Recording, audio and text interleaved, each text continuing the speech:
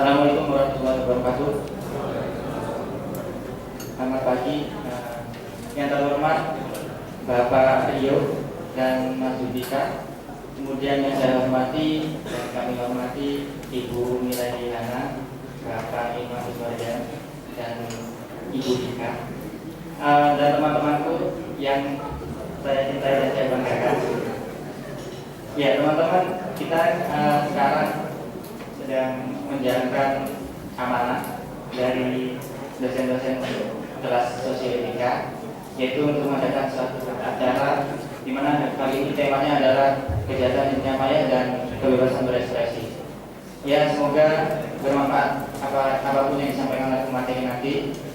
Saya tidak bisa menjadikan acara yang seru ataupun acara yang sempurna, tapi insya Allah ini bermanfaat. Semoga kebelakangan kita bisa menjadi pribadi yang baik. Sekian dari saya. Assalamualaikum warahmatullahi wabarakatuh.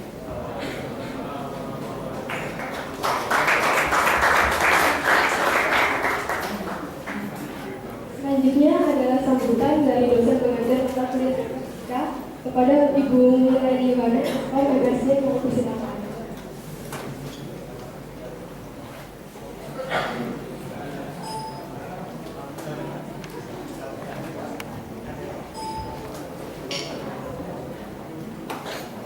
Selamat pagi, Assalamualaikum warahmatullahi wabarakatuh.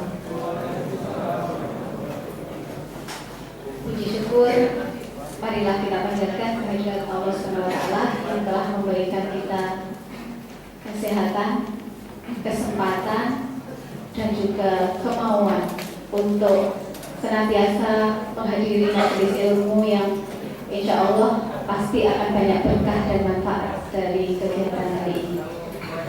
Yang pertama, kepada yang terhormat Bapak Rio Indra Maulana Eskom selaku pembicara pada pagi hari ini.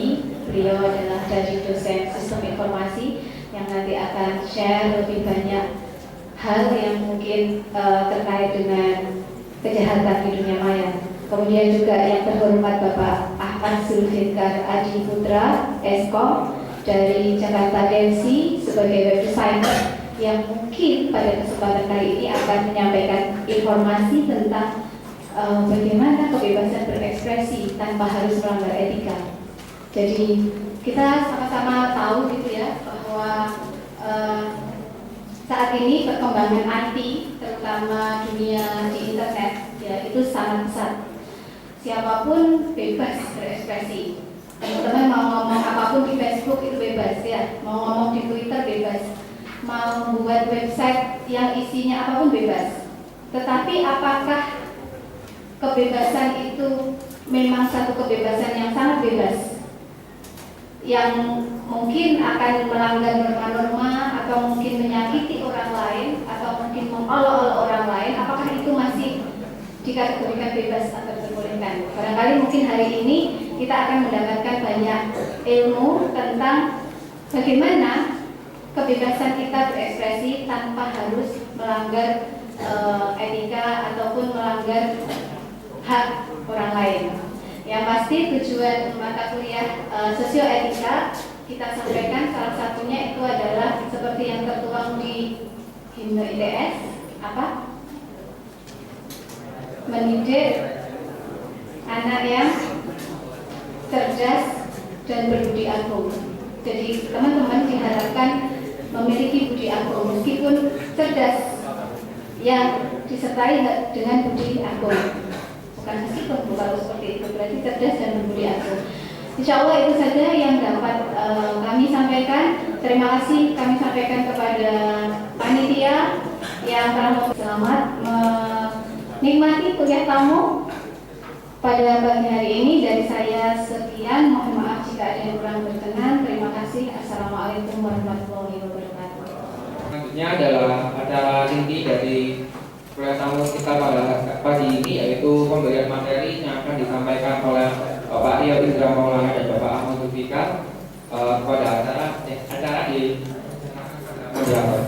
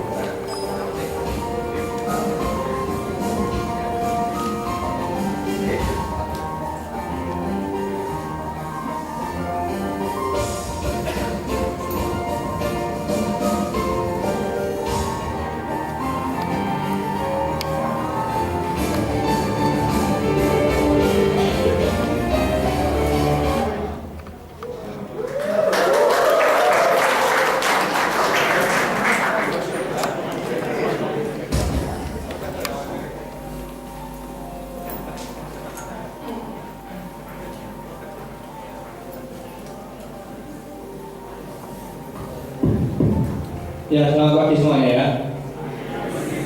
Pagi hari ini kita akan mengikuti kuliah tamu dari dua pembicara yang super.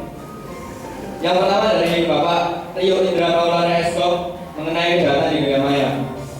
Saya bacakan sekilas CV dari beliau. Nama lengkap Rio Indra Maulana Eskop, alamat email rio@rim1910@gmail.com, website www.riospace.web.id. Pendidikan yang pernah dijalani tahun 2006 sampai 2010 di Teknik Informatika ITS, bidang Net-Centric Computing dengan IPK yang cukup tinggi ya, 3,68. Lalu pengalaman bekerja, beliau pernah intern sebagai web development IT solution di CP Andromeda Indonesia pada bulan Juli 2009 sampai Agustus 2009, dan sebagai network designer dan administrator di SMA PGRI 1 Gresik pada tahun 2010. Pekerjaan beliau saat ini adalah dosen di Sistem Informasi ITS mulai dari tahun 2010 sampai sekarang. Dan pembicara kita yang kedua adalah Bapak Ahmad Zulfikar Adiputra Eskop yang akan membawakan kuliah tamu yang mengenai kebebasan berekspresi dalam dunia IT. CV beliau sekilas: alamat email zulfikar.adiputra@gmail.com, blog superpikar.wordpress.com, pendidikan SMA 5 Surabaya 2004 sampai 2007, 2007 sampai 2011 di Teknik Informatika ITS. Pengalaman bekerja sebagai senior 3D artist di Studio Asia 2009 sampai 2011, dan pekerjaan beliau sekarang merangkap web developer dan project manager di Halina mulai dari tahun 2011, dan sistem engineer di PT Jakarta Delsi mulai dari tahun 2012. Ya, dengan melihat CV-nya kita pastinya sudah tidak sabar ya mengikuti kuliah ini. Jadi langsung saja kita hadirkan Pak Rio Indra Maulana dan Pak Ahmad Zulfikar Adiputra.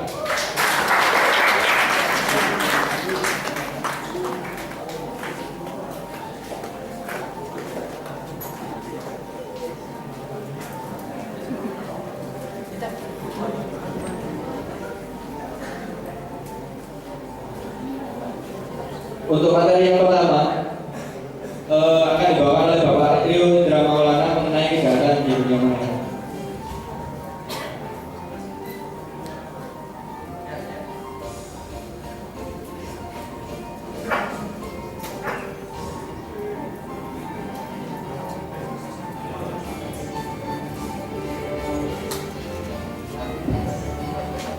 Oke, selamat pagi. Saya tidak enak kalau harus duduk ya, sambil duduk. Saya kebiasaan lari-lari kalau di kelas, muter-muter. Jadi mungkin mohon bantuannya ya. Ini boleh saya minum dulu nggak? Saya nggak grogi karena pesertanya lumayan banyak. Saya jarang ngajar di kelas, pesertanya lebih dari 40. Ini mungkin ada sekitar 120 ya. Jangan sampai.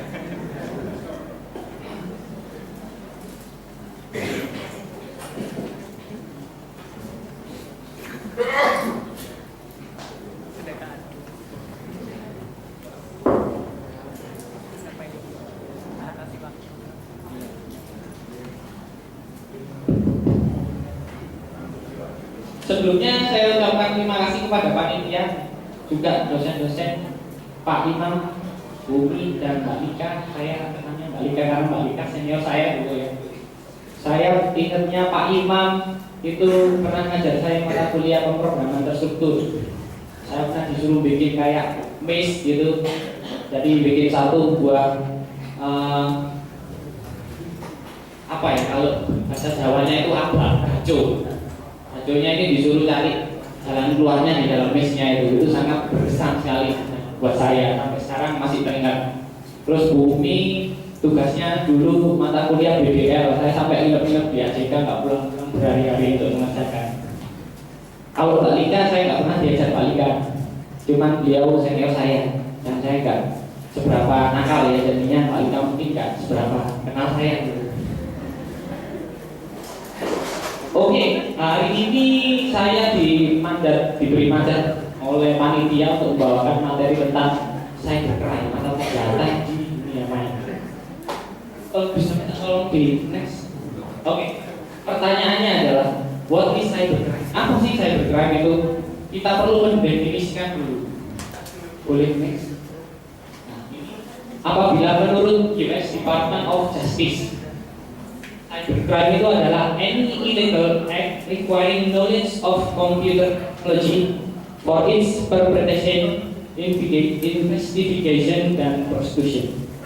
Jadi semua perlakuan ya atau tindakan yang membutuhkan pengetahuan tentang komputer teknologi untuk melaksanakan kegiatan itu, untuk menginvestigasi kegiatan itu, dan untuk menilai apakah kegiatan itu bersalah atau tidak. Itu menurut US Department of Justice. Selanjutnya, ini menurut Organization of European Community Development. Any illegal atau unethical atau unauthorized behavior relating to the automatic processing and or the transmission of data. Tadi tentang pengetahuan tentang komputer ya. Sekarang ini adalah unethical atau unauthorized dan illegal behavior atau tingkah laku yang berhubungan dengan automatic processing dan transmisi dari data. Ya, itu menurut Organization of European Community Development. Dari tadi definisinya dari luar terus, dari Indonesia ada enggak? Next, ini yang dari Indonesia. Menurut Andi Hamzah dalam bukunya Aspek-aspek pidana di bidang komputer tahun 89, apa sih cybercrime itu? Di situ disebutkan bahwa cybercrime adalah kejahatan di bidang komputer secara umum dapat diartikan sebagai penggunaan komputer secara ilegal. That's it. Nggak perlu yang bingung-bingung nanti. Oke, definisi saja. Tadi kita tahu ya bahwa sering disebut dengan komputer. Kalau dulu komputer itu sudah pasti sebuah alat yang sangat besar memenuhi satu ruangan. Tapi apakah definisi itu sekarang masih berlaku? Ya. Perlu kita tanyakan lagi, what is computer? Menurut Proposed West Virginia Computer Crime Act, sebuah komputer itu adalah sebuah elektronik, magnetik, optical, electrochemical, atau high-speed data processing device yang melakukan logical, arithmetic, atau storage functions ya. Dan di dalamnya ada data storage facility atau communication facility. Itu adalah yang disebut dengan komputer. Tapi selain itu, misalnya adalah automated typewriter, typesetter, portable handheld calculator, sama receiver device itu bukan komputer. Jadi itu adalah komputer ya, cukup panjang. Jadi berarti laptop itu termasuk komputer. Berarti cybercrime itu kita mukul teman kita dengan laptop Pak. Kira-kira cybercrime enggak? Ya bukan kan ya, karena dia tidak berhubungan dengan datanya tadi menurut European Development. Lalu kenapa sih kita harus peduli dengan cybercrime ini? Karena kondisi saat ini, faktanya saat ini ya, cyberkriminal itu lebih banyak daripada cybercop. Di Indonesia sekarang ada badan yang menangani masalah insiden keamanan, itu namanya IT Security, ada di Jakarta. Di dalam bentuknya cuma personelnya 30 orang. Anda tahu penduduk Indonesia jumlahnya berapa? Berapa? 2 juta ada? 200 juta ada? 30 banding 200 juta. Ya, cyberkriminalnya anggap aja semua di Citas yang belajar teknik informatika atau informatika itu adalah kriminalnya. Kriminal Anda secara sengaja atau accidental. Bisa jadi Anda melakukannya sengaja atau karena kecelakaan. Sudah terlihat jelas ya bahwa cuma 30 orang yang menjadi cyberbox di Indonesia. ID Security bekerja sama dengan universitas ya, karena dia tahu kita cuma sedikit sedangkan penjawabnya banyak. Dia bekerja sama dengan universitas di Indonesia bikin yang namanya Akademi CISR. Jadi Akademi CISR itu membantu ID Security dalam menangani masalah insiden-insiden keamanan. Anggotanya salah satunya ITS. Terus ada lagi SGU yang terkenal ya, Universitas Maranatha, Pelita Harapan, banyak semuanya. Itu yang saya tahu. ITB juga ada. Lalu selanjutnya, kriminal sekarang ya, Anda nggak perlu datang langsung ke tokonya, mecah kaca, ngambil barang. Anda tinggal duduk di kos-kosan Anda, di kamar Anda, atau di lab untuk melakukan tindakan kejahatan. Sangat nyaman sekali kan, Anda bisa sambil tiduran. Anda nggak perlu harus ditekan. Aduh, ini nanti saya mau nyawat jendelanya, nanti alatnya bunyi. Nggak perlu seperti itu sekarang. Anda bisa melakukannya dengan nyaman di tempat Anda duduk. Lalu muncul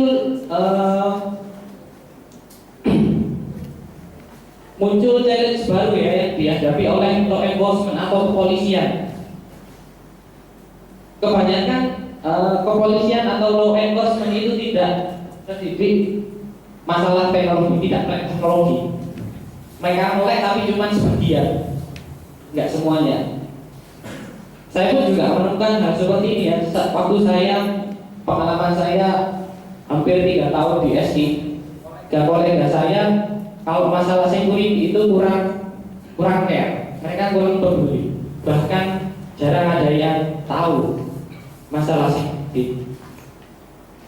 Saya nggak buka aib dari jurusan saya. Maksudnya bukan itu, tapi untuk meyakinkan Anda bahwa masalah security ini penting, tapi banyak yang masih belum aware, paham. Lalu internet crime span multiple jurisdiction. Kalau sudah ada kejahatan, dia masuk jurisdiksinya mana? Internet itu tidak ada batasnya. Anda bisa melakukan kejahatan di Indonesia, menyerangnya di Amerika, tapi jurisdiksinya ikut mana? Indonesia atau Amerika? Dihukum pakai cara mana? Indonesia atau Amerika? Aturannya ada nggak di Indonesia? Tapi di Amerika ada. Bingung ya? Ini adalah challenge yang dihadapi oleh law enforcement. Lalu pasti tolong balik. Oke. Jadi kejahatan yang baru itu pasti tidak ada di aturan yang lama. Maka kita perlu mendefinisikan kejahatan yang baru dan hukumannya apa. Ya. Itu maka dari itu kita perlu retrofit new crimes to existing law. Jadi mix and match. Oke, bisa dilanjutkan. Berikutnya adalah tipe-tipe cybercrime. Sebenarnya masih banyak ya dari ini ya.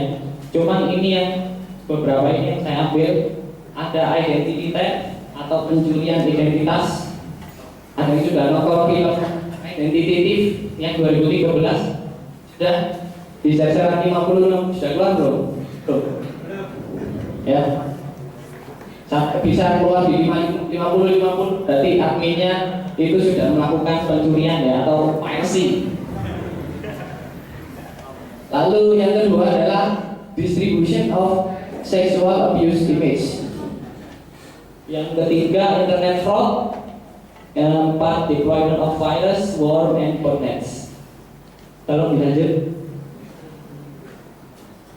Identity theft. Identitas ini apa sih? Apa sih identitas yang bisa dicuri? Contohnya login, credit card number, atau social security number. Untungnya di Indonesia kita nggak punya social security number ya, adanya nomor KTP. Tapi itu pun saya juga nggak tahu buat apa sekarang. Kita belum tahu bahayanya apa. Mungkin kalau program iktp bisa jadi nomor iktp itu adalah social security number Anda. Login kenapa kok disebut dengan identitas? Karena login itu yang meyakinkan sebuah sistem bahwa itu adalah Anda yang mengakses. Contohnya sosial media Anda, Facebook, Twitter, mail, apalagi WordPress, lagi apa? Yang keren itu apa ya? Buat nge-share foto itu Tumblr, Instagram. Login banyak sekali artis Indonesia ya, yang loginnya dibajak, dibuat untuk menjelek-jelekan orang lain atau menjelekkan diri sendiri, image-nya rusak. Login merupakan identitas Anda di dalam dunia maya. Credit card number di Indonesia, dari semua ini yang pakai credit card siapa? Ada? Yang di mana ada? Bapak Ibu ada? Oh, pada yang pakai. Saya sampai sekarang nggak mau pakai credit card ya, karena memang kere, saya nggak sanggup bayarnya. Dan karena ini nggak aman, tapi salah satu alasannya memang karena tidak aman. Credit card gimana sih? Kenapa kok credit card ini penting? Credit card itu kan kartu untuk utang ya. Secara aturan Anda tidak punya kewajiban, secara moral aja ya, Anda punya kewajiban untuk bayar credit card. Anda nggak bayar nggak apa-apa, pasti Anda nanti didatangi oleh tukang pukul, gitu aja. Jadi makanya orang harus jujur aja credit card, karena transaksinya cukup mudah, tinggal digeser atau tinggal diketikkan nomor baca. Terus social security number kurang keren ya di Indonesia. Bagaimana identitas itu bisa dicuri? Cara-caranya seperti apa? Yang pertama adalah social engineering. Social engineering berarti dia SKSD, sok kenal, sok akrab, sok dekat, sok apa lagi.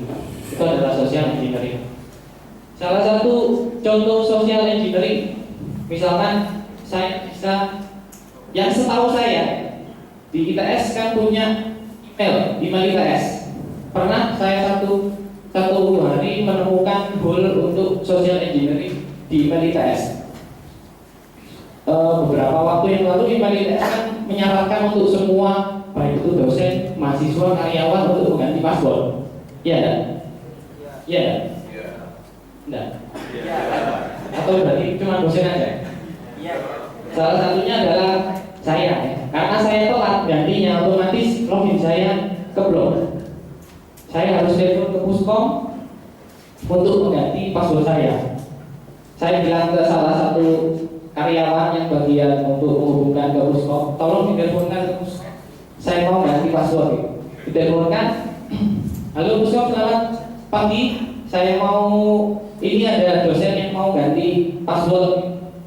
Dia diberikan ke saya tinggal bilang, oh iya nama saya Rio, email saya ini tolong direset. That's it.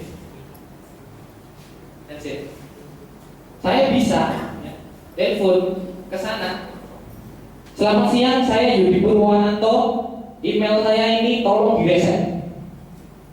Karena tidak ada salah satu mekanisme untuk meyakinkan siapa yang telepon. Itu di ITS ya, itu di ITS. Di tempat kita sendiri sangat rawan untuk social engineering. Selanjutnya adalah shoulder surfing. Anda bisa, shoulder surfing itu adalah ngintip. Bisa jadi Anda kan di lab ya, di lab kan ada yang duduk di depan sampai ke belakang. Pak ini mau login Facebook, apa passwordnya? Depan ini mau buka HP-nya, kodenya gimana? Hilang-hilangnya. Saya sering sekali surfing ke teman-teman saya, dosen di HP-nya terutama ya. Saya pinjam bu HP-nya bu, lalu saya ganti kodenya, putih ya. Saya sering sekali surfing, jangan ditiru. Kalau cuma untuk fun aja atau mengingatkan mereka pentingnya sekuritas, saya rasa nggak apa-apa ya. Saya rasa. Tapi ya nanti dikembalikan, jangan tetap dikunci, nggak dikasih tahu. Lalu eavesdropping itu adalah nguping, mendengarkan. Dan yang keempat adalah man in the middle. Man in the middle ini ada yang tahu? Sudah mengejar semua? Coba nanti pakai. Selanjutnya, make in the middle adalah attacker itu memasquerade atau dia menyamar menjadi orang lain, orang yang dimaksud. Misalkan tadi saya adalah nyamar sebagai Pak Yudi. Jadi message bisa diambil di tengah-tengah ya oleh attacker, sehingga apabila message itu adalah plain text kelihatan semua pasti. Supaya message itu tidak cuma plain ya, maka ditambahkan algoritma enkripsi. Jadi sebelum dikirim dia harus dienkripsi. Pada saat dienkripsi dia membutuhkan yang namanya key. Jadi key akan setelah key ini dibuat akan dibuat dan akan di exchange atau dibagikan. Ya. Kalau misalkan Anda di kos-kosan Anda punya gembok, gitu. Apa kuncinya cuma dicentangkan di dekatnya gembok, enggak kan? Pasti diduplikat dan dibagikan ke Anda semua yang kos di situ.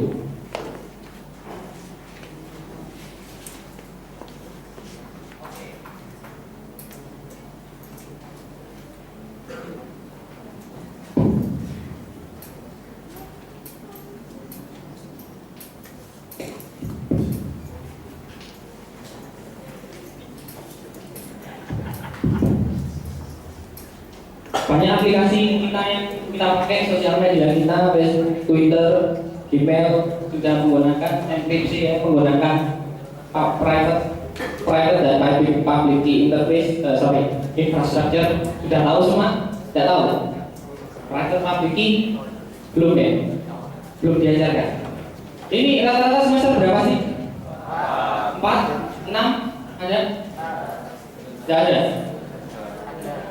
Ada 7? Nggak ada ya pasti ya. 8. Ada yang 8? Nggak ada.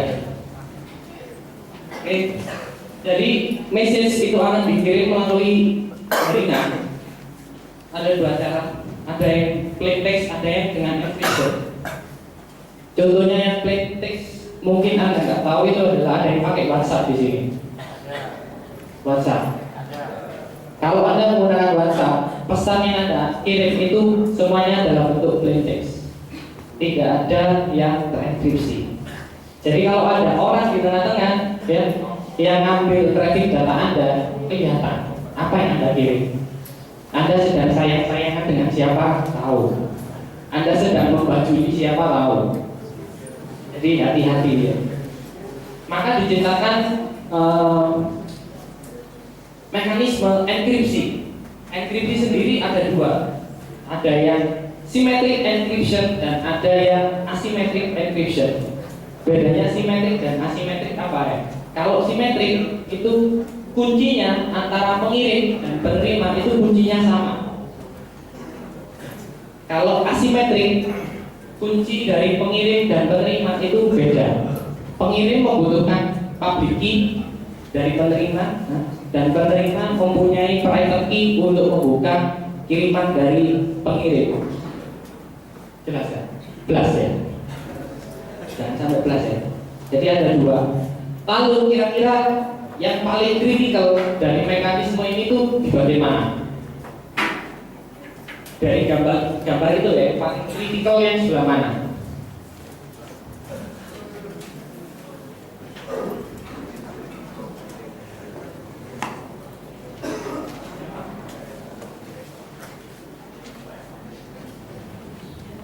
Pada saat pengiriman datanya pada saat setelah dienkripsi, ada yang kurang setuju? Yang paling kritikal mana? Data dikirim akan dienkripsi menggunakan kunci. Setelah itu kunci akan didistribusikan. Mana yang kritikal? Ya, yang kritikal adalah pada saat key itu didistribusikan. Bagaimana Anda meyakinkan bahwa key-nya itu aman, key-nya itu nggak dicuri orang? Kalau key-nya, kalau sudah dienkripsi dengan algoritma yang sangat rumit, terus key-nya bisa dicuri orang, percuma. Ya. Kos-kosan Anda gembok dengan gembok 10, tapi kunci 10-10 yang tidak didapatkan malingnya ya percuma. Gitu.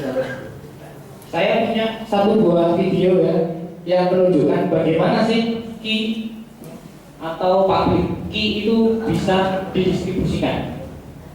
Selamat menikmati.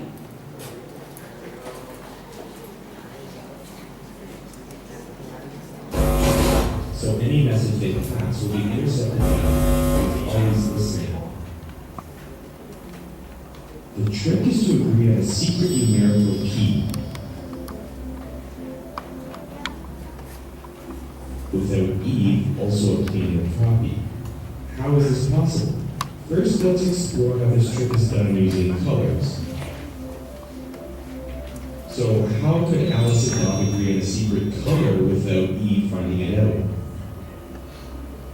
The trick is based on two facts. One, it's easy to mix two colors together to make a third color. And two, given a mixed color, it's hard to reverse it in order to find the exact original colors.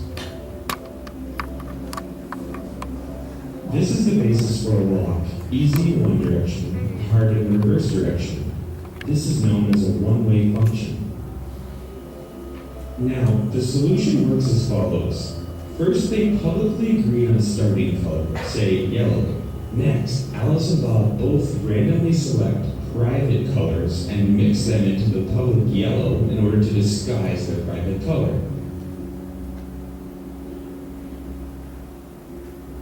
Now, Alice keeps her private color and sends her mixture to Bob, and Bob keeps his private color and sends his mixture to Alice. Now the heart of the trick. Alice and Bob add their private colors to the other person's mixture and arrive at a shared secret color.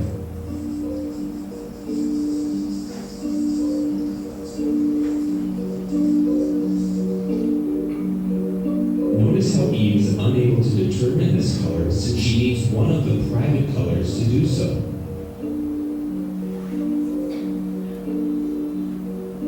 And that is the trick. Now, to do this with numbers, we need a numerical procedure which is easy in one direction and hard in the reverse direction. This brings us to modular arithmetic, which is known as clock arithmetic. For example, to find 42 mod 12, we take the code length 46 units and wrap it around the clock of 12 units.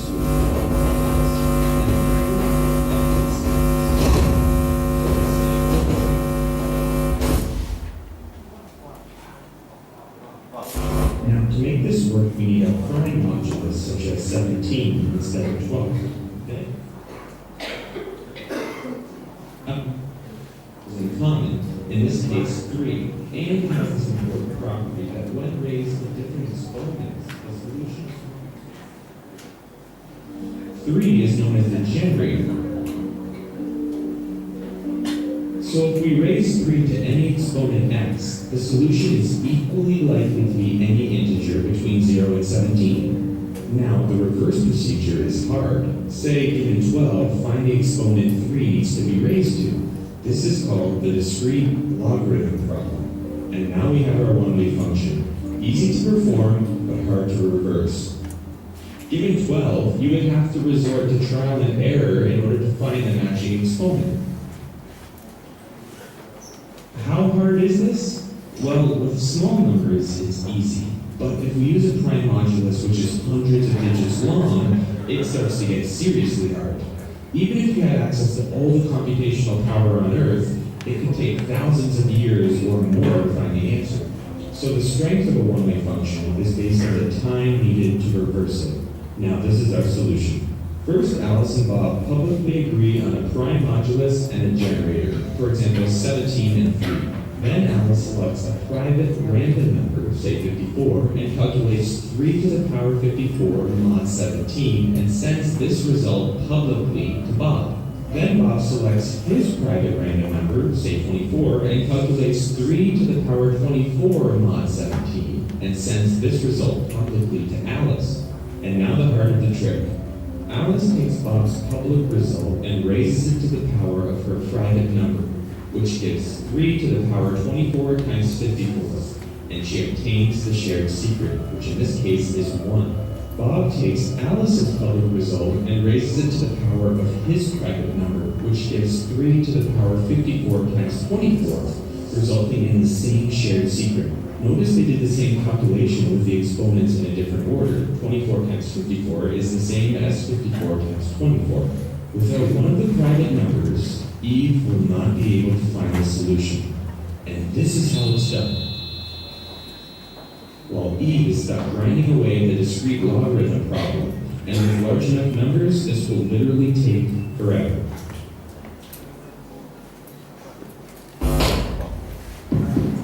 Oke, jadi itu tadi penjelasannya tentang salah satu algoritma atau mekanisme key dari Bill Wilhelm.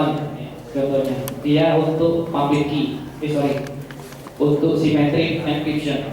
Jadi kuncinya yang ada di penerima dan pengirim sama. Udah nggak tadi videonya? Enggak. Nanti akan saya share aja ya biar bisa dilihat lagi, didengerin ulang sambil latihan listening. Jadi lalu yang sekarang ya kita ada yang namanya asymmetric encryption, di mana pengirim dan penerima itu kuncinya beda. Contohnya yang kita pakai sekarang adalah aplikasi web. Rata-rata aplikasi web menggunakan public dan private key encryption, public key encryption. Contohnya adalah di Facebook, email, Yahoo, semuanya menggunakan public key encryption. Mungkin yang Anda tahu adalah kalau Anda lihat di browser Anda ya, pasti ada yang namanya sertifikat. Sertifikat itu yang dikeluarkan oleh Certificate Authority ya, CA, di mana CA itu adalah yang bagikan public key. Jadi semuanya public key akan dikirim supaya bisa data Anda itu aman, atau yang buka itu sudah pasti adalah penerimanya. Jadi untuk mengirim data ke penerima Anda harus menggunakan public key dari penerima, public key dari Facebook. Setelah data sampai di Facebook, dia akan dibuka dengan private key, di mana private key ini yang memiliki cuma penerimanya. Jangan sampai private key ini bisa tersebar. Ya percuma nanti kalau private key-nya tersebar. Lalu apakah dengan menggunakan public dan private key semuanya masih aman? Pernah nggak kecolongan password Facebook Anda? Kira-kira gimana caranya? Next. Oke. Ini adalah cara mencurinya. Salah satu cara untuk mencuri. Requirement-nya, kebutuhannya, saya nggak bisa dimukan di sini ya, karena infrastrukturnya kurang, di mana adanya peserta yang lagi online. Kan di sini kan kuliah ya, jadi nggak ada yang online. Jadi mungkin nanti bisa dicoba sendiri. Requirement-nya adalah laptop otomatis.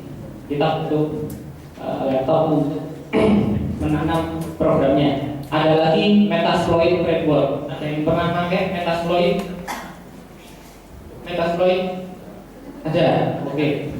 Oh ada. Keren sekali. Terus ada yang namanya Social Engineering Toolkit. Social Engineering Toolkit atau SET itu adalah interface untuk Metasploit framework. Ada lagi Ethercat, lalu Access Point. Access Point Anda bisa tinggal dengan mudah menggunakan HP Anda sekarang ya. Yang pakai Android atau iPhone kan bisa tethering. Pernah pakai tethering? Pernah ya. Ada Access Point nih, diisi aja. Starbucks free atau KFC free. Siapa yang tahu? Gak ada yang tahu kan? Pikirannya itu adalah legitimate access point, padahal itu HP Anda yang sudah Anda siapkan. Oke, selanjutnya. Tadi kita butuh Ethercat, Metasploit, SET atau Social Engineering Toolkit, ya, sama laptop sama access point.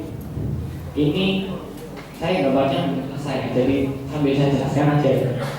Pertama, di set adalah access point-nya. Anda set dulu, mau di mana targetnya? Starbucks. Oke, berarti Anda dekat Starbucks aja. Set HP Anda, access point-nya Starbucks free gitu. Taruh. Udah, setelah itu pelaku adalah Anda, laptop Anda jalankan Ethercat. Ethercat digunakan untuk ARP spoofing dan DNS spoofing. Ada yang tahu ARP spoofing dan DNS spoofing? Sudah ambil jargon semua kan di sini? Ya. Udah tahu. Dia melakukan ARP spoofing. Dia udah connect ke internet, terus setnya di set atau social engineering toolkit di set untuk mereplikasi halaman login Facebook. Oke, udah. Jadi Anda punya satu buah web server yang berjalan di dalam komputer Anda yang menghosting halaman Facebook palsu. Itu apa ya maksudnya? 20 menit lagi.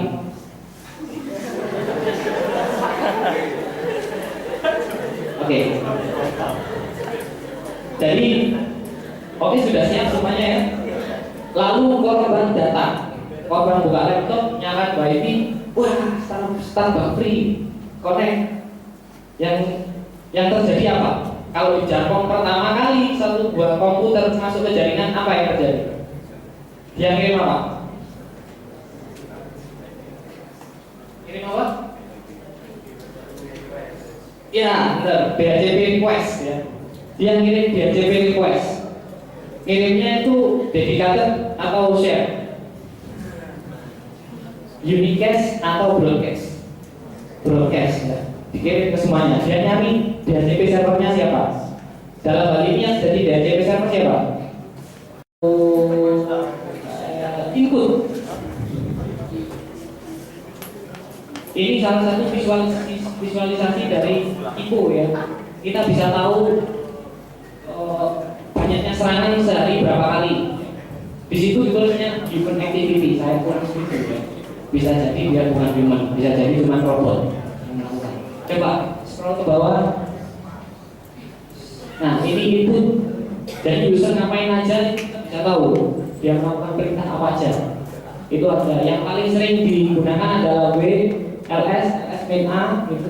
Terus mantan itu unit exit di config dan seterusnya. Coba bawa lagi. Ya, terus coba di atas pilih IPO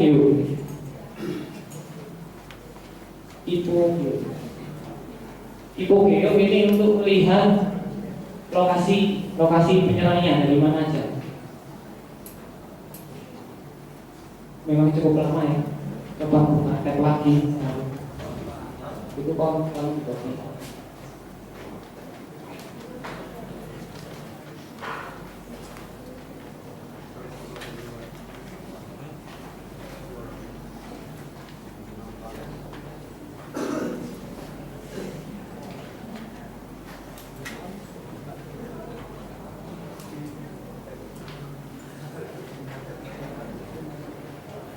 ini adalah logs-nya. Semua akses yang bisa masuk ke tempat kita bisa lihat. Kalau dicari yang ukurannya paling besar di bawah itu mungkin ini yang ini. Oh ya, coba. Jadi kita bisa tahu dia ngapain aja. Itu direkam. Dia ngetik apa aja perintahnya, dia download aplikasi apa aja, kita bisa tahu. Direkam. Data ini ya semuanya masih kita kumpulkan, masih belum kita analisis. Jadi anda ini yang bingung tugas TA bisa hubungi saya. Kita bisa diskusikan atau anda bisa cari dosen pembimbing. Di sini saya bekerja sama dengan Pak Baskoro ya, yang sudah ini anime. Oke. Di situ yang petanya Indonesia nggak ada nih, mudah-mudahan ya. Karena belum didaftarkan. Di Indonesia yang sudah bikin dari SGU, ITS, UNER, ITB sudah ada, tapi masih belum didaftarkan di harinet.org ini. Dia bisa tahu serangan dari mana, ke mana. Tapi serangan ini bisa jadi bukan penyerang sesungguhnya, bisa jadi dia adalah cuma botnetnya aja yang melakukan serangan.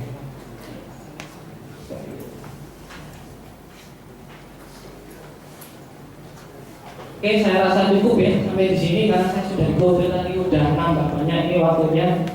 Mungkin nanti kalau ada pertanyaan bisa di belakang, bisa juga nanti email ke saya secara langsung. Terima kasih atas perhatiannya. Saya kembalikan ke moderator.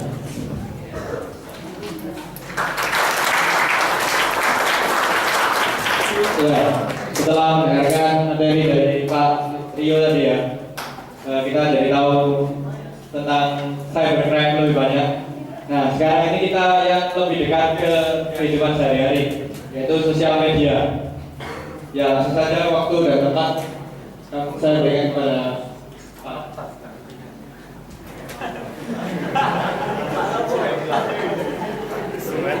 Assalamualaikum warahmatullahi wabarakatuh.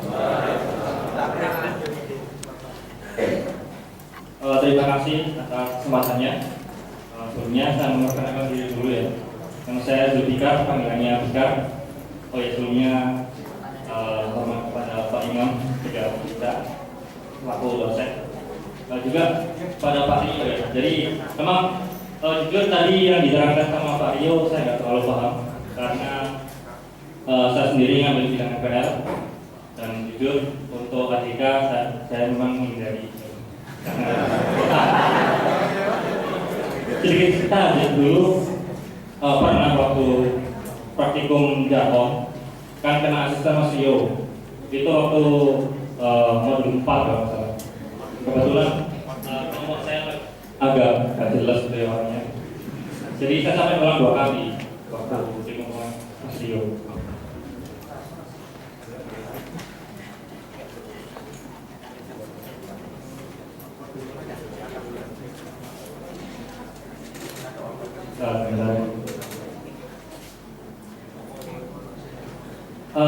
Mungkin di sini ada yang dari saya belum?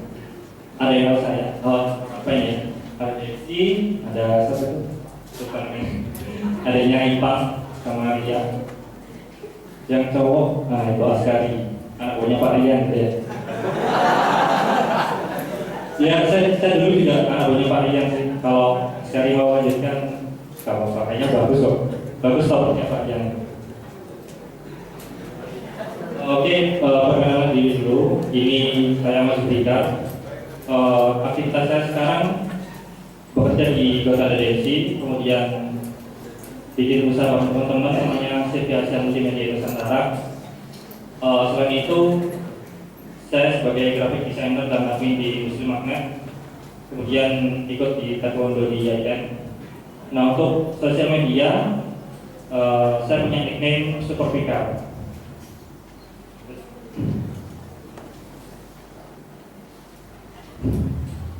Ya, ini yang overview dulu. Sekarang kan kita tahu penduduk Indonesia sejumlah berapa? 220 juta ya. Dari sekitar 220 juta itu pengguna internet aktif sekitar 55 juta dan nomor seluler yang aktif 100 juta. Nah, data ini saya ambil dari film dokumenter Lini Masa. Lini Masa bisa diakses di linimasa.org. Dari 55 juta itu hampir sebagian besar sudah memiliki akun Facebook. Walaupun mungkin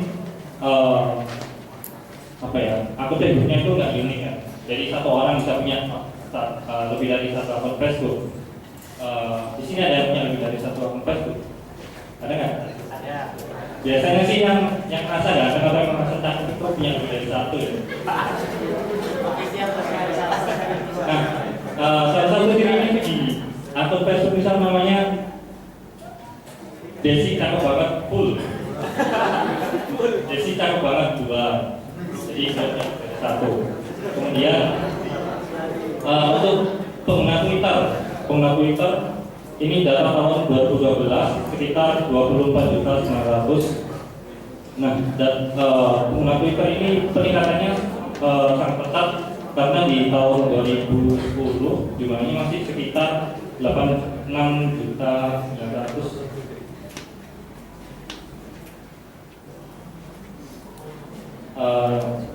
Oh ya, 6.200 pengguna Twitter di Indonesia. Sekarang karena temanya kebebasan berekspresi, cara yang paling mudah bagi masyarakat umum untuk dia menyebarkan idenya, menyebarkan berita yang dimiliki ya, misalkan dia lagi jalan-jalan dan mau peristiwa, dan menurut dia peristiwa itu perlu diberitakan ke masyarakat, dia bisa menulisnya di blogger. Nah, jumlah blogger di Indonesia sendiri sekitar 3.300.000. Ini sangat jauh bila dibandingkan dengan total jurnalis di Indonesia, 30 juta jurnalis. Jadi bisa dilihat di sini perbedaan antara jurnalis dan blogger. Kalau jurnalis mereka sifatnya mengikuti pakem yang ada untuk urusan redaksional, editorial, penerbitan berita dan macam-macam. Sedangkan kalau blogger kan kita bebas menyebarkan informasi. Jadi apa ya? Bisa dikatakan filternya adalah diri kita sendiri. Kalau di jurnalis kan mereka ada prosedur ketika mereka punya berita, kemudian diserahkan ke editor, diserahkan ke pimpinan. Kalau menurut kita layak terbit, maka berita itu terbitkan. Nah, sekarang masuk ke definisi. Jadi bebas dan ekspresi. Ini saya ambil dari KBBI. Bebas sendiri yaitu lepas sama sekali, tidak terhalang, terganggu, sehingga dapat bergerak secara leluasa. Contohnya paling gampang, ikan kalau di akuarium kan dia rasa bebas karena ada batasannya yaitu akuarium itu sendiri. Sedangkan ikan di lautan dia bebas bergerak kemanapun. Walaupun sebenarnya makna bebas sendiri itu bebas, walaupun kita bebas, nyatanya kita itu memiliki keterbatasan masing-masing. Jadi intinya walaupun bebas tetap ada batasannya.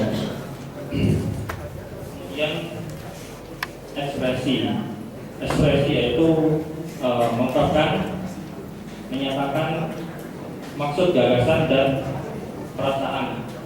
Jadi dari kebebasan ekspresi kita bebas untuk menyatakan apa yang ada di pikiran kita, apa yang mungkin apa yang kita punya ideologi, kita punya gagasan, kita punya impian seperti ini untuk mewujudkan masyarakat yang bla bla bla.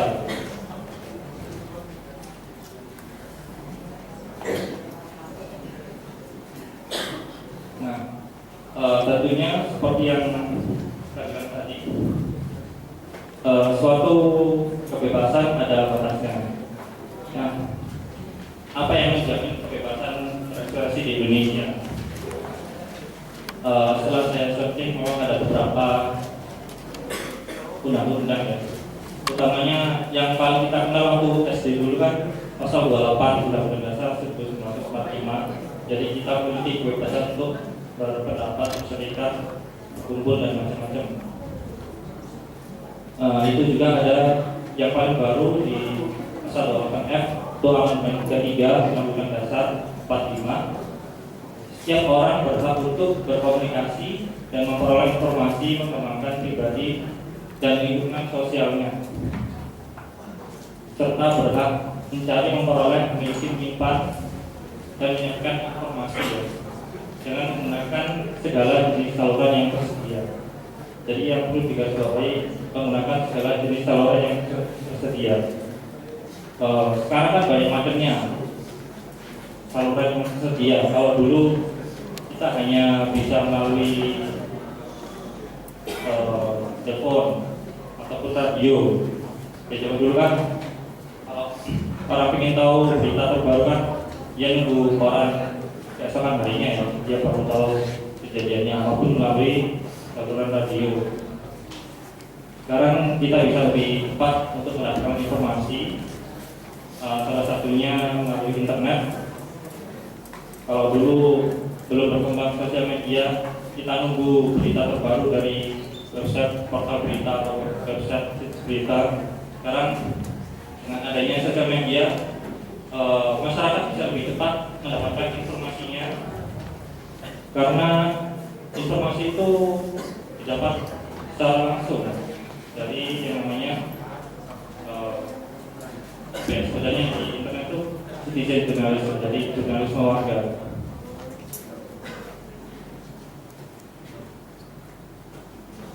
Nah, sebelumnya mungkin di sini yang perlu saya jelaskan, tidak banyak istilah-istilah yang ilmiah di dunia perkomputeran seperti dijelaskan oleh Pak Ri tadi, jadi bahasanya lebih manusiawi. Untuk batasannya sendiri, jadi kan kita bebas berekspresi, namun tetap ada batasannya. Begitu juga kalian, misalkan dosen itu memiliki kebebasan, jadi dosen memberikan kebebasan kepada mahasiswanya untuk berpakaian yang rapi gitu ya, ketika datang kuliah. Nah, yang harus diperhatikan rapi itu seperti apa? Begitu juga dengan kebebasan berekspresi, batasannya itu apa sih? Karena kan kita tahu ketika kita mengeluarkan suatu gagasan ya, tentunya itu tidak menyinggung orang lain, tidak menyinggung masyarakat, tidak menyinggung kelompok-kelompok tertentu. Yang harus diperhatikan ketika kita menuliskan sesuatu di dunia maya, kita mengupdate status, membuat tweet, membuat full tweet, ya, itu nantinya akan berdampak kepada di dunia nyata. Walaupun mungkin orang bilang, ini loh aku cuma nulisnya di dunia maya, apa ini di dunia nyata itu kok bisa berefek di dunia nyata sih? Padahal itu ada kaitannya. Jadi yang pertama penyebaran kebencian, yang kedua penghinaan. Untuk penghinaan ini banyak macamnya, penghinaan kepada seseorang, penghinaan kepada agama, penghinaan kepada kelompok lain, penghinaan kepada kelompok minoritas, dan banyak lagi. Oh ya, ada lagi yang mungkin yang paling sering dijadikan bercandaan itu penghinaan kepada kepala negara ya, atau kepada yang tidak berdarah. Jadi kan kalau beberapa waktu dulu ada kasus presiden yang dilambangkan dengan kerbau, ataupun untuk umat Muslim sendiri Nabi Muhammad yang dikabulkan kemudian diputus oleh Muslim gitu ya. Kemudian selanjutnya kesusilaan, yang nomor 4 kabar bohong. Kabar bohong sendiri ya selain ada satu kasus, kemudian penodaan agama. Untuk contoh kabar bohong, ada yang kenal dengan Ramaditya Dika? Ada yang pernah tahu? Ini jadi dia seorang blogger tunanetra, pernah masuk ke Tik Andy atau Andy. Nah, kenapa dia pernah masuk ke acara Tik Andy? Jadi setelah diselidik oleh timnya Tik Andy ya, dia ini pernah membuat musik untuk game terkenal gitu, namanya game dari Jepang, Final Fantasy ya. Final Fantasy dia sempat diundang 2 kali kalau nggak salah. Jadi saya melihatnya 2 kali di acara Tik Andy. Yang di acara yang kedua dia memakai seragam Star Wars dan memegang pedangnya jadi. Nah, dia juga sampai menerbitkan buku Blind Power. Setelah kan namanya orang terkenal, masyarakat penasaran ya, apakah benar sih si Ramaditya ini bikin musik untuk game itu. Akhirnya ditemukanlah fakta bahwa Ramaditya Dika ini berbohong. Jadi dia melanggar salah satu norma tadi, kabar bohong. Nah, efeknya apa sih? Efeknya itu otomatis dia mendapat stigma negatif dari masyarakat gitu ya. Jadi walaupun pada akhirnya dia mengakui kesalahannya, dia mengakui bahwa dia berbohong, namun dia tetap akan mendapat cap buruk, dan bukunya dia ini Blind Power telah ditarik dari peredaran di toko buku. Nah, untuk jerat hukum sendiri tadi kan ada batasannya, penghinaan, kemudian kesusilaan, penyebaran kebencian, pengancaman, penghasutan, dan kabar bohong. Itu bisa dikenakan sanksi menurut undang-undang yang berlaku di Indonesia. Mungkin nggak terlalu kelihatan sih dia. Undang-undang yang berkaitan dengan hal-hal tersebut ada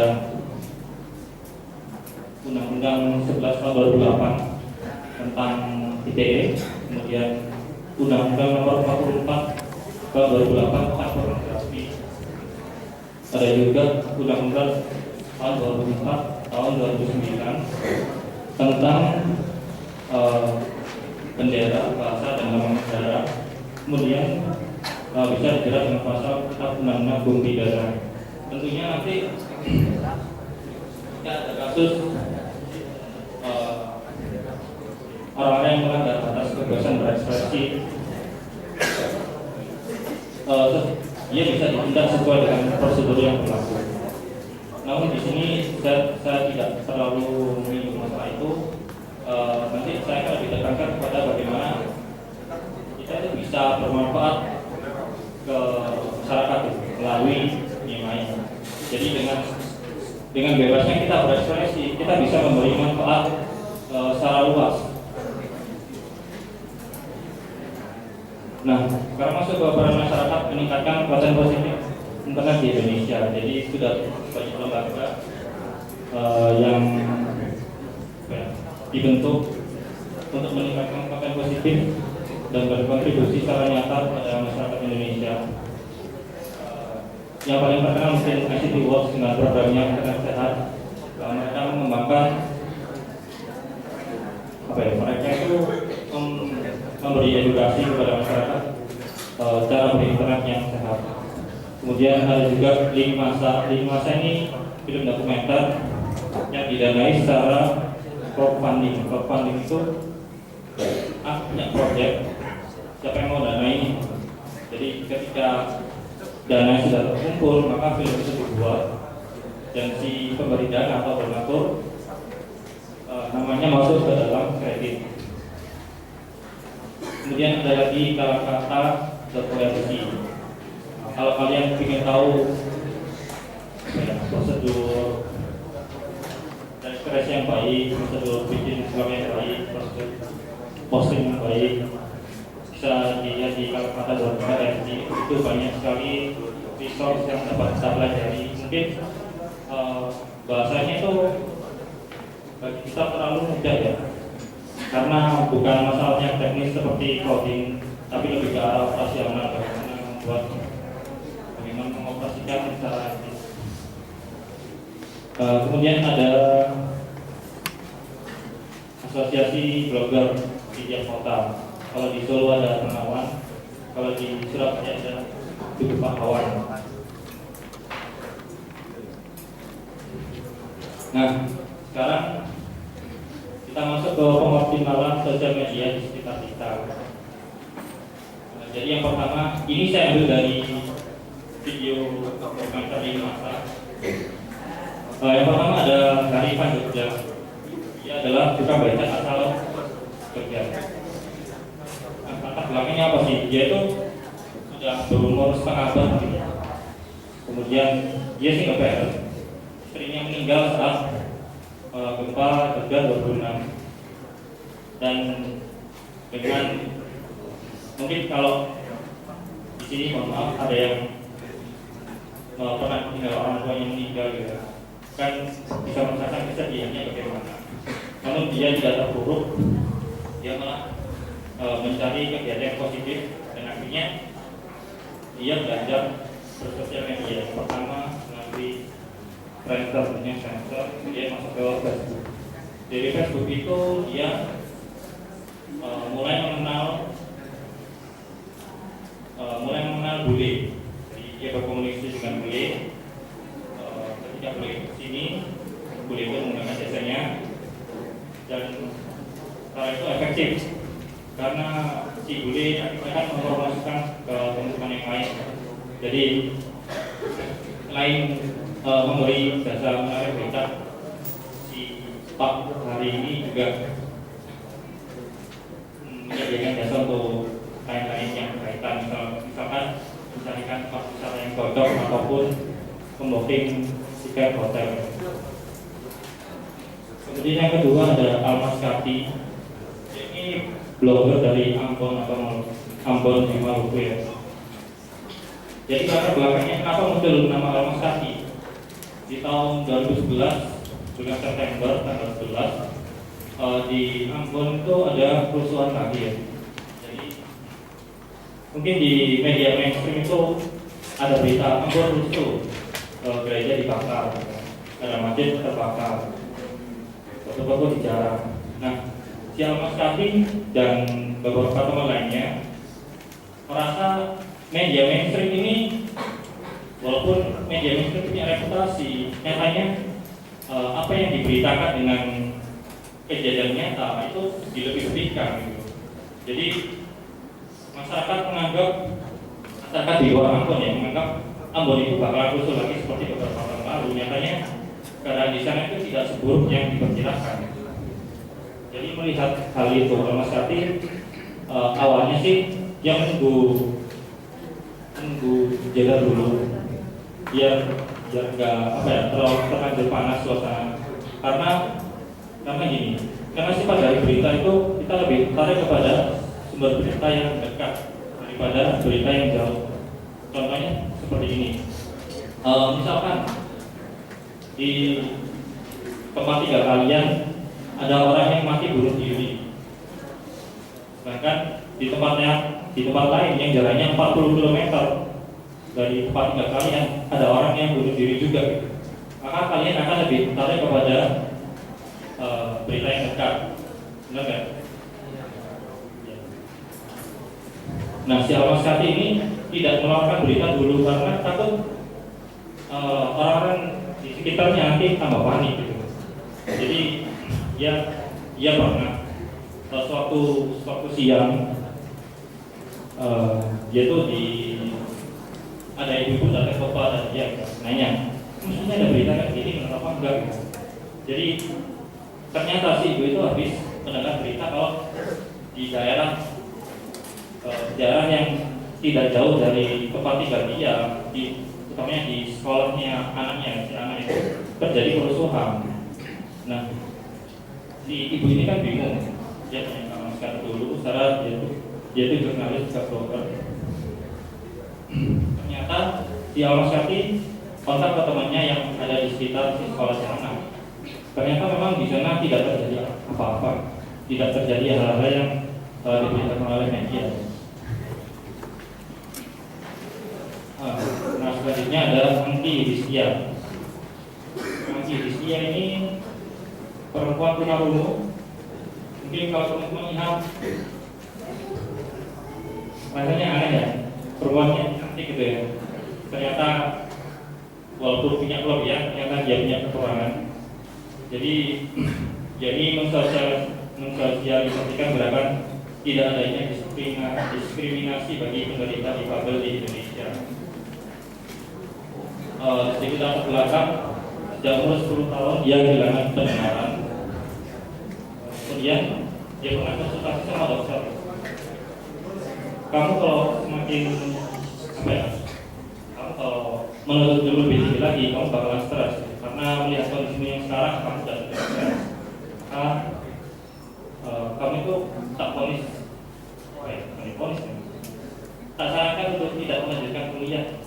Namun dia tidak pernah menyerah, pada akhirnya dia bisa bersemangat di bidang komunikasi pemasaran. Dan sampai sekarang dia sering isi seminar, sering isi motivasi kepada kaum sesamanya untuk jangan takut berekspresi bagi para kaum difabel. Untuk panitia saya minta waktu boleh saya. Nah, ini nggak kelihatan, jadi ada Titanet namanya. Titanet ini penjaga sumber air di Gunung Rinjani. Jadi dengan adanya kebebasan berekspresi, dia tidak perlu prosedur yang lama ketika dia melihat apa yang sehari-hari dikerjakan. Dia kan menjaga sumber air. Nah, pipa sumber airnya itu rusak. servernya rusak, patah. Kalau dia mau lapor ke pemerintahan, prosedurnya biasanya lama. Jadi dia salah satu caranya dia bekerjasama dengan yang namanya radio Primadona FM. Primadona FM itu radio komunitas di Lombok, di negeri sana, dan dia membantu mengupload ke internet. Nah, yang menarik di sini kan dia kan apa ya, masyarakat kelas menengah ke bawah ya. HP yang dipakai itu bukan yang bisa buat Instagram. Jadi dia punya HP itu koneksinya mungkin yang 500.000. Namun dari situ dia bisa menghasilkan efek yang luar biasa. Efek luar biasanya apa? Dalam waktu yang tidak terlalu lama, pipa yang patah tadi segera mendapatkan bantuan, walaupun bukan dari pemerintah, dari swadaya masyarakat yang peduli. Nah, ini juga yang terjadi ketika beberapa waktu lalu ada berita itu loh, yang jembatan tinggal talinya aja kan sebenarnya memang masyarakat sekitar sudah mengadukan ke pemerintah tidak ke sana. Nyatanya tidak ditanggapi. Begitu masuk ke media, langsunglah si pemerintah ini bakaran jenggol. Pak SBY nggak punya jenggol. Yang terakhir ini dari Pak Nukman Lutfi, dia sosial media expert. Dia pendiri virtual konsultan online marketing di Indonesia. Yang menarik, dia lulusan teknik Google UGM. Nah, pekerjaannya sehari-hari lebih ke arah konsultan, jadi dia bukan teknis yang membuat bagaimana website yang baik sehingga diakses banyak orang, sehingga ya targetnya tinggi macam-macam itu. Dia lebih ke urusan strategisnya, urusan manajerial. Bisa dikatakan beliau ini bapaknya sosial media. Menurut saya bapaknya sosial media, karena sering memberikan di blognya itu sering memberikan beberapa hal yang menarik tentang bagaimana sih beretika di dunia sosial media. Bisa dibuka Google Chrome-nya.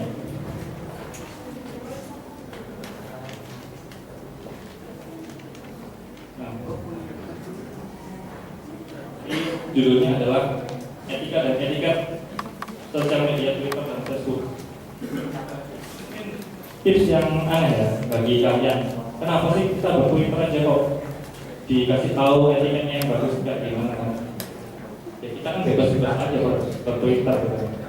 Namun ini tuh untuk lebih mengarahkan kita agar para pengguna Twitter lain itu memahami dengan baik, dengan lebih baik.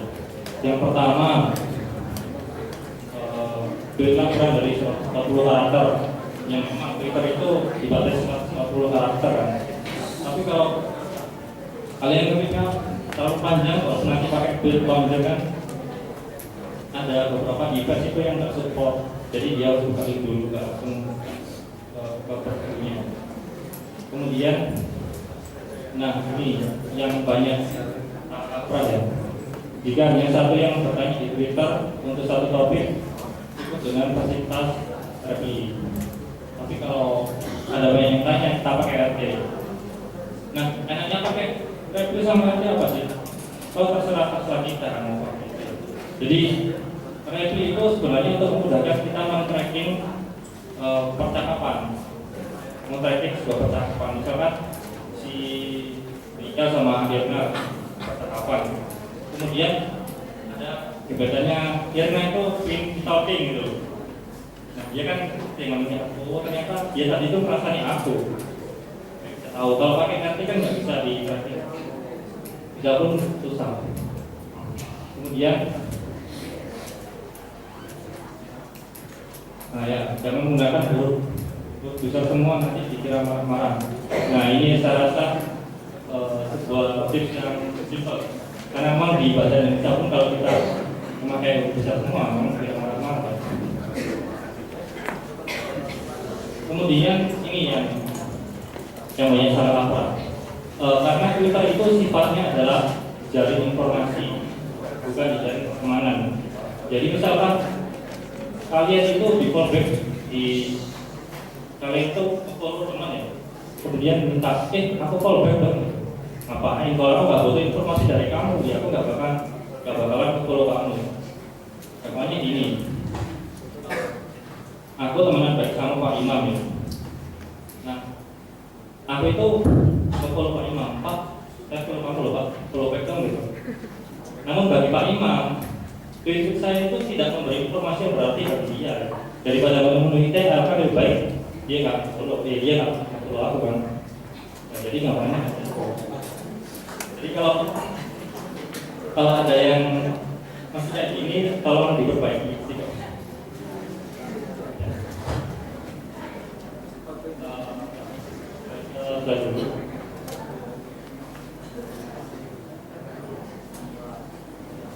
Nah, tadi kan sudah saya jelaskan beberapa contoh orang-orang yang berkontribusi secara positif melalui dunia maya. Jadi dengan kebebasan ekspresi yang mereka miliki, mereka bisa membagi sesuatu yang positif kepada masyarakat.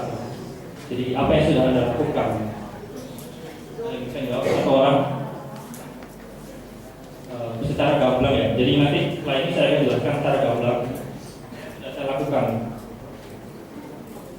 Kalau ya ada ya, kita kasih hadiah deh. Hadiahnya permen bus pelegar tenggorokan.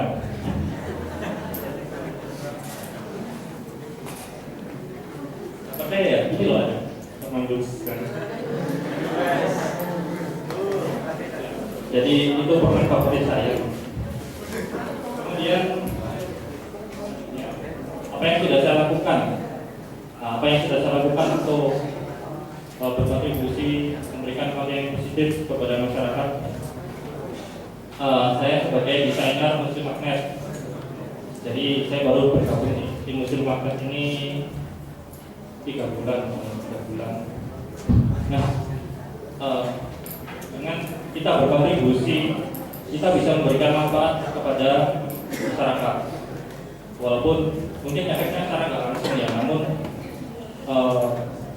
mereka itu bisa mendapatkan kesan yang positif dari apa yang kita bagi. Mungkin suatu saat saya itu melihat suatu saat itu salah satu anak sih namanya Desi. Misalkan Desi itu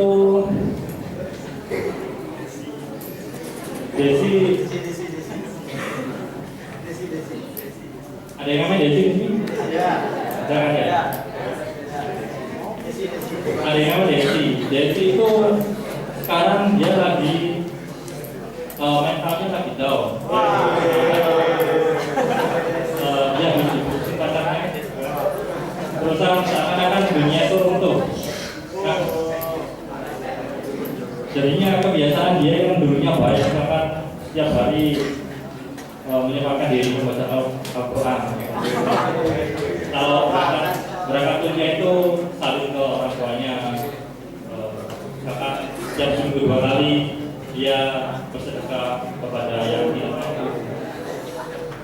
Kemudian dia melihat satu postingan dari museum magnet, dan kebetulan itu yang ada di pojok kanan. It takes between 21 until 40 days to develop a habit. Jadi butuh waktu 21 sampai 40 hari untuk membentuk suatu kebiasaan. Nah, ini kebetulan Muslim akan bekerjasama dengan Produktif Muslim.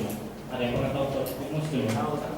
Nah, jadi itu situs yang cukup populer di dunia.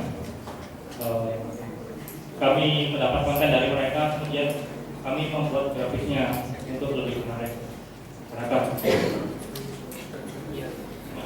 Nah, ini beberapa contoh yang sudah saya desain. Sampai saat ini saya sudah membuat sekitar 25 desain dan sudah bisa di Muslim Magnet. Kalau ingin tahu bisa dilihat di tiap hari Senin, Rabu, dan Jumat. Jadi itu jadwal posting saya. Memang diteruskan itu 3 kali biar rutin.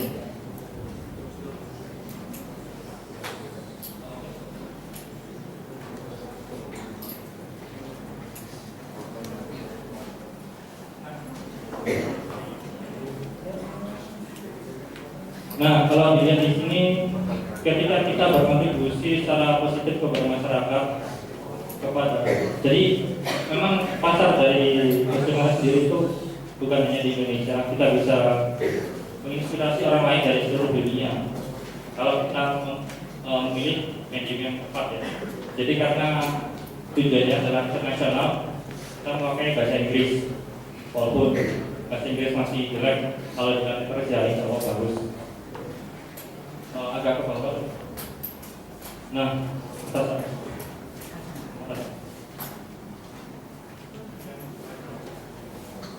Yang jumlah follower ini loh. Nah, itu. Nah, bisa dilihat kan yang di Facebook itu sebentar ya Bapak Nikian. Yang di Facebook kita yang like sudah sekitar 3.000 dan di Tumblr sendiri yang like yang follow sudah 4.000, padahal baru 2 minggu kemarin followernya masih 4.000. Jadi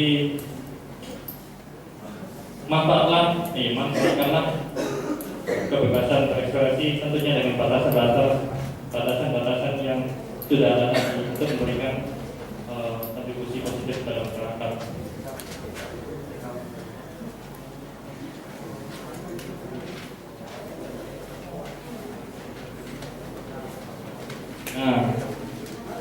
Nah untuk bidang keagamaan. Sekarang kalau misalkan kalian itu di bidang teknik informatika, manfaatkanlah ilmu yang kalian miliki untuk dibagi kepada yang membutuhkan. Jadi kalau Ali bin Abi Thalib pernah bilang, ikatlah ilmu itu dengan menulisnya. Jadi kalau kalian mengikat ilmu dengan menulisnya, insya Allah ilmu itu bisa ingat terus dan juga memberikan efek pahala yang berkelanjutan. Jadi salah satunya kalian bisa berkontribusi ke bisa komputer. Jadi saya di sini sudah tulis 4 artikel, mau kan oleh redaksinya di Sulawesi. Jadi yang dipublish baru 2. Ya karena kesibukan Sumoket juga yang di sini tertunda.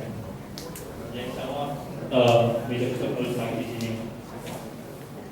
Untuk di bisa komputer sendiri dari informatika itu ada 3 orang.